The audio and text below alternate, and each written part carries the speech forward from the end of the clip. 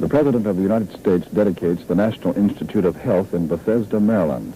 6 hours ago, the presidential special train rolled into Washington's Union Station, bringing the President back from his one-day New England tour, which ended in Boston last night. And now the President has come by automobile to the National Health Institute in Bethesda, Maryland, on the outskirts of Washington. Here, on a pleasant Indian summer afternoon, a moderate-sized audience has gathered before the white-columned, red-brick Institute Administration building set in the green, rolling Maryland hills and surrounded by trees thick with red and yellow autumn leaves. Ladies and gentlemen, the President of the United States.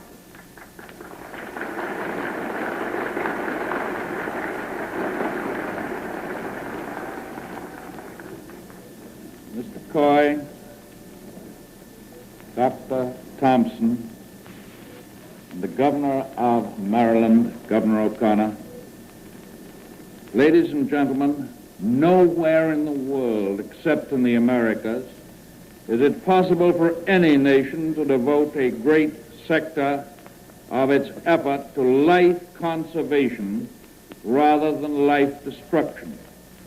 All of us are grateful that we in the United States can still turn our thoughts and our attention to those institutions of our country that symbolize peace, institutions whose purpose it is to save life and not to destroy it.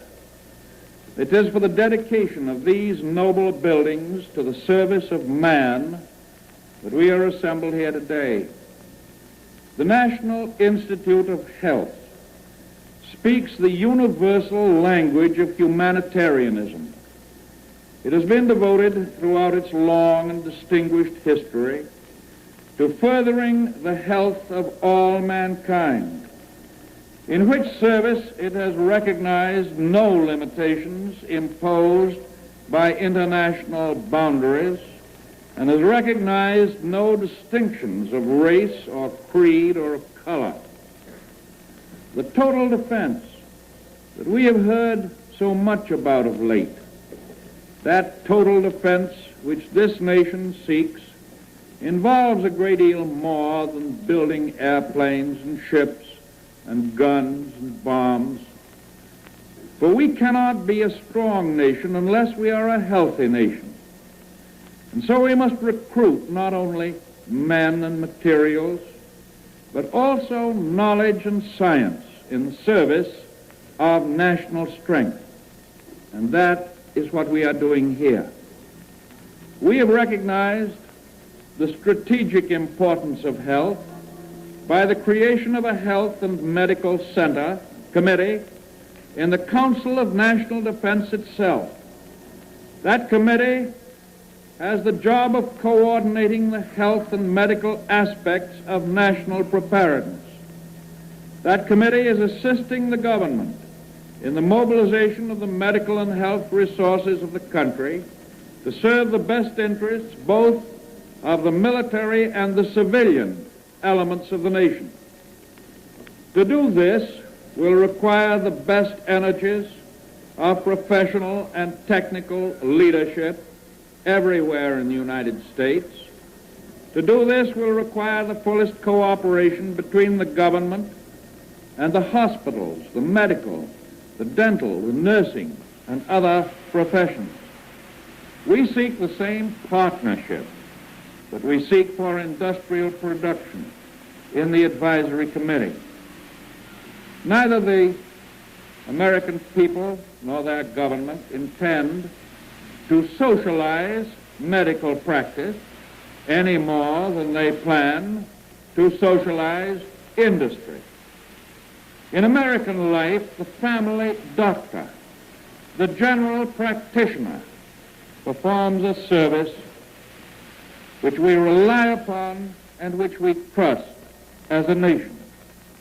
No one has a greater appreciation than I of the skill and self-sacrifice of the medical profession, and there can be no substitute for the personal relationship between doctor and patient, which is a characteristic and a source of strength of medical practice in our land. Although we have a great deal to do, the nation today I am very certain is better prepared to meet the public health programs of our emergency than at any previous time in the history of the country. Since the passage of the famous Social Security Act with its health provisions in 1935, federal and state and local health and medicine are cooperating more broadly than ever before.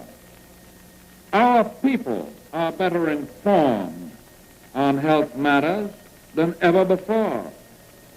Scientific knowledge of the causes of disease and also the conditions for health has exceeded any previous limits.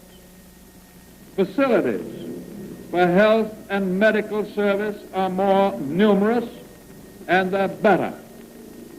The Public Health Service of the United States is a very old institution and has done magnificent work, but it is only recently, in the past few years, that the federal government has indicated that it can do infinitely more, that disease disregards state lines as well as national lines, and that among the states there is, as we know, an inequality of opportunity for health. In such cases, the Public Health Service is helping and must continue even more greatly to help. That partnership, and I emphasize that word in regard to health and medicine throughout the land, that partnership is making definite progress among many diseases. Among the buildings of the National Institute of Health to be dedicated here today stands the National Cancer Institute, created through provisions of the act which I signed on August 5th, 1937. The work of this new institute is well underway. It is promoting and stimulating cancer research throughout the nation. It is bringing to the people of the nation a message of hope, because many forms of the disease are not only curable, but even preventable. Beyond this, it is doing research here and in many universities to unravel the mysteries of cancer. I think we can all have faith in the ultimate results of these great efforts. These buildings that we dedicate represent new and improved housing for an institution that has a long and distinguished background of accomplishment in this task of research. The original demonstration of the cause and method of preventing pellagra, for example, has been followed by other important contributions. Great work has been done in the control of tularemia, Rocky Mountain spotted fever, typhus fever, yellow fever, malaria, and psittacosis.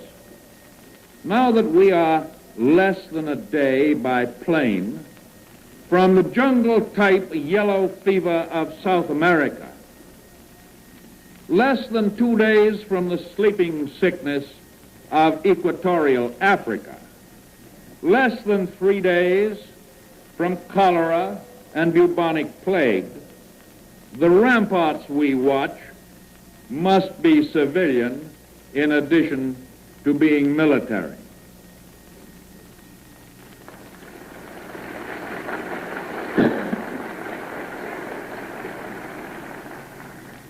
For the very beautiful and very spacious grounds on which these buildings stand, we are indebted to Mr. and Mrs. Luke Wilson,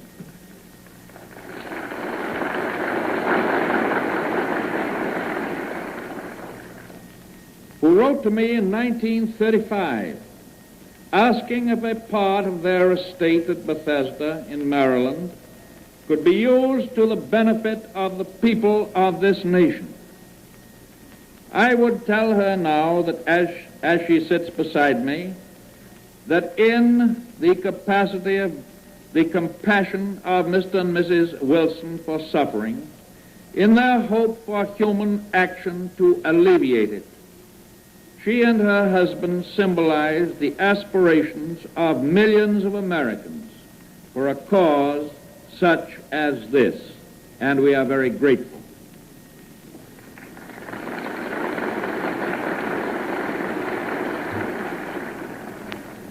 Today, the need for the conservation of health and physical fitness is greater than at any time in the nation's history. In dedicating this institute, I dedicate it to the underlying philosophy of public health, to the conservation of life, to the wise use of the vital resources of the nation. I voice for America and for the stricken world our hopes, our prayers, our faith in the power of man's humanity to man.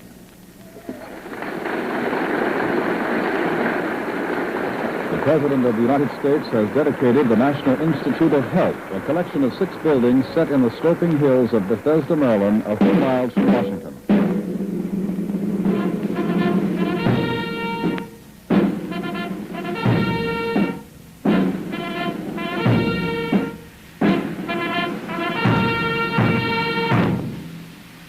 The President spoke in this pleasant rural setting in Bethesda, Maryland, near Washington, D.C. this afternoon after a quick automobile drive from Washington, D.C., the capital city in which he arrived a few minutes after 10 o'clock this morning. And now the small audience which has come out to watch the President dedicate this National Institute of Health is now moving away, and the President will soon motor back to the White House in Washington. This is Bob Trout speaking. This is the Columbia Broadcasting System.